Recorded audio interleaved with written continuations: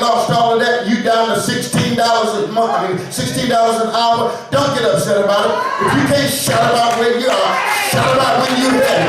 Because I tell people all the time, why are you complaining about going down to $16 an hour when you had $27.50, you didn't give up any to God?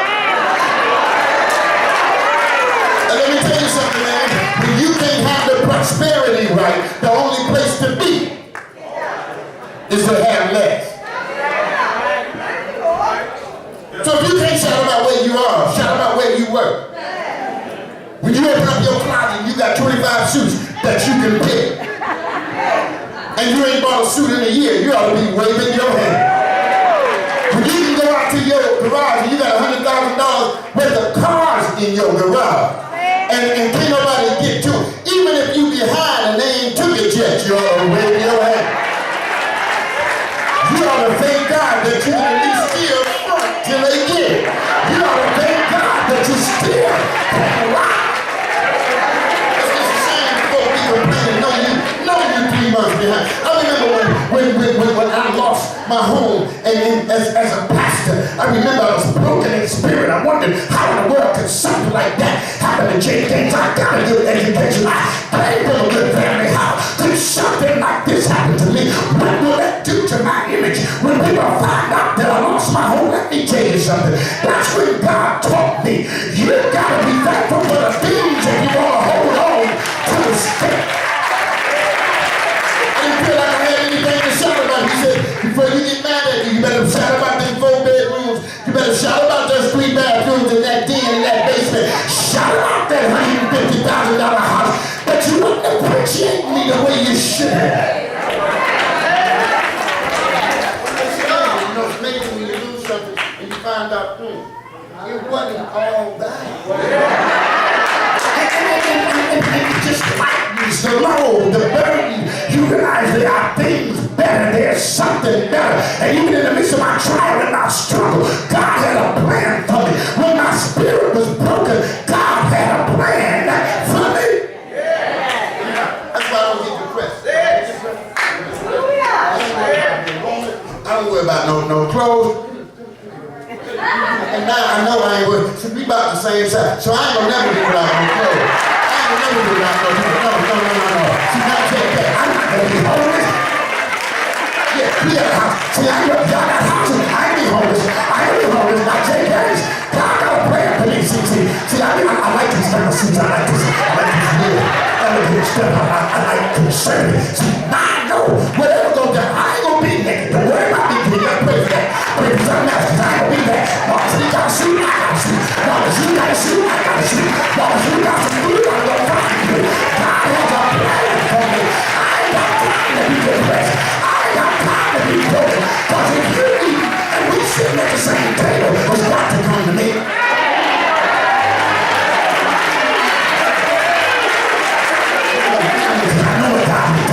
I know what he's done in the past. And when I can't shout about where I am, I shout about where I was. When I can't shout about what God is doing now, I shout about what he's already done.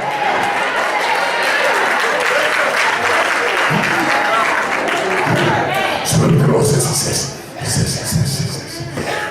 don't let this break you. It's going to make you cry. Don't let it break you. Because I got a plan for you. I got something in it. He said, now, I want you to look back on some things I've already done for you as a parent. Yeah. Just think about it. Come to my church, you remember the church, pray once, lay hands on him. He was crying. And finally the Spirit told me, ask him, I said, well, you said this thing here? Stay for 5 streets. How long have you been in 6 years? I said, wow, I've never seen you. He said, yeah, I know. I kept saying I was coming, so I came today. I said, dude, I'm from the street. What kind of trouble you mean? Oh, Reverend White. You've been in this community 6 years, you ain't never came to this church. And now you up in here, you didn't just quietly come in. You want hands laid on you, you want you in trouble. Now either somebody chasing you or you gotta go see a judge. morning, that boy had to stand before a judge. So he told me everything that went down. I said, man, look, we're going to pray for you. We're going to lay hands on you, but you're going to jail. What do you try to fool you? You're going to jail. You just selling drugs. You up for selling. You up for selling. You had how much you know? They thought you were. No, you're going to jail. But that don't mean you can't get saved. Now, I'm going to be honest with you.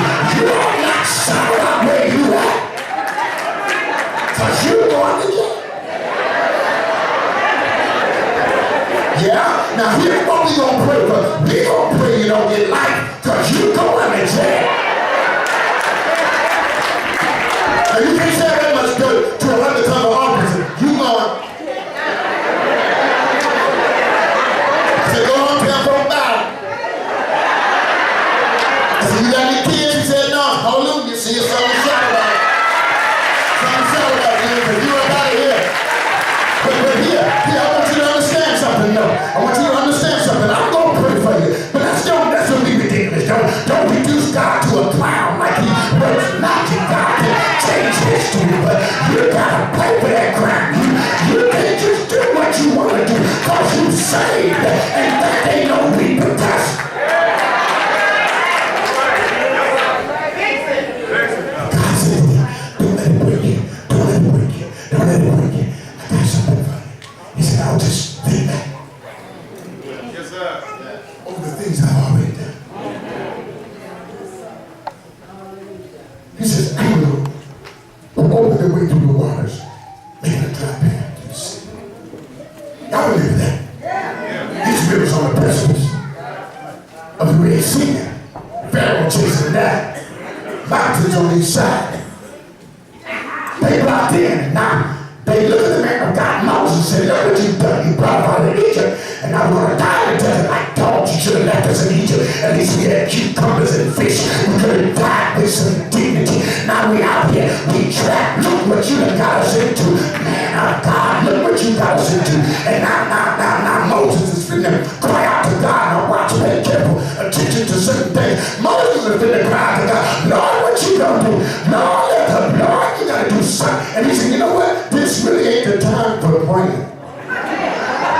He said, this really ain't the time for praying, because Pharaoh don't tell nothing about prayer. And he's backing down on you. He said, what you need to do is take that stick in your hand, take the resources you already got. You got the resources right there in your hand. He said, what you need to do is you need to take that stick you got, that same stick that you hit the rock with. You need to use it again. This ain't the time for our power to try to have it. It's time for you to take what I gave you and use it and shout out you right now. You try to play your way out of something that you don't want to work your way out of. You try to play your way out of something that you won't study your way out of. People in church, I didn't want God doing nothing for me. I didn't want God doing nothing for me. Lord, just, I give what you want to do. And that was my attitude. I know you're good. I love you.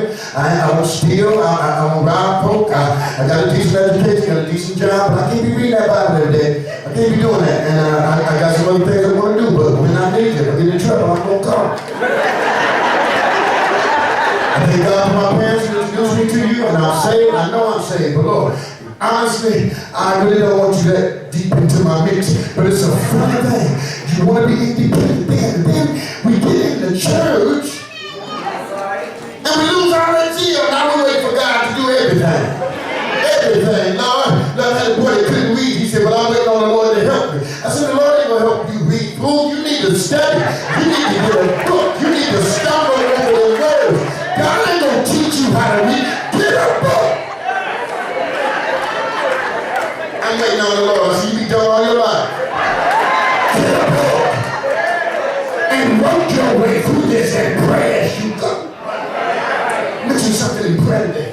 Got great aspirations, but let me tell you something. God's people are not going to get where they need to be just because God is able. We know He's able. But what He's looking for are people with a heart to work, believe, to take blows, to be visionary, and not be afraid to be talking out loud and get to your objective. Stay encouraged. Some of y'all right now, you're going through something. Don't lose your zeal. Don't lose your encouragement. Don't lose that desire to get out. You may be hurt, but don't lose it. Don't let the devil